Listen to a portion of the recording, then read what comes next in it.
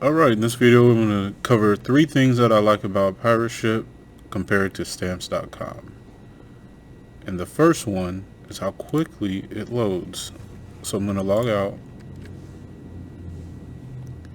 and log back in. Alright, so that fast I can go ahead and create a label. We'll compare it to stamps.com. I'm going to sign out.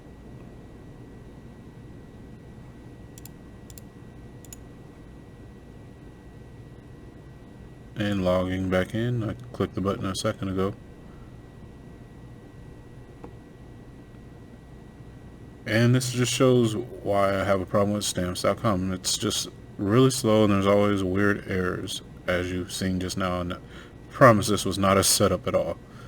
Alright, we'll go back to pirate ship. The next thing I really like is that you can quickly see rates. You don't have to enter the full details on the package. You just select your address you're shipping from, zip code, and this is similar to what you would see on like FedEx.com. It's not original, but it is useful, especially if it's in the software that you're already using.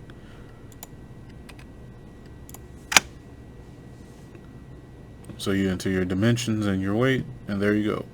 You have USPS versus UPS.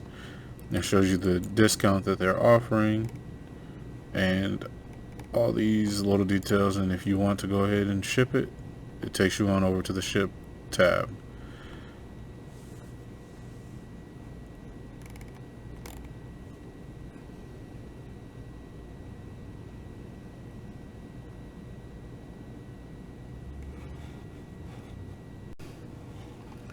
And for the last reason, they're cheaper.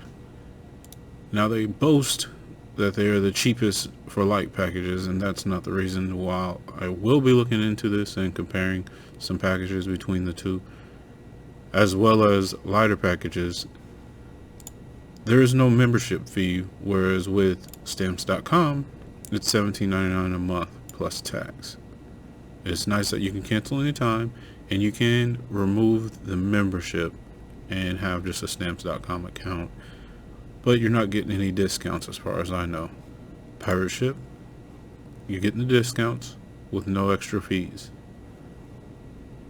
Well, that covers it. So that's the 3 reasons. Their website moves smoother and faster. You can get better rates with no fee, and you can compare rates. Sorry for saying that out of order, but those are the 3. Check in the next video.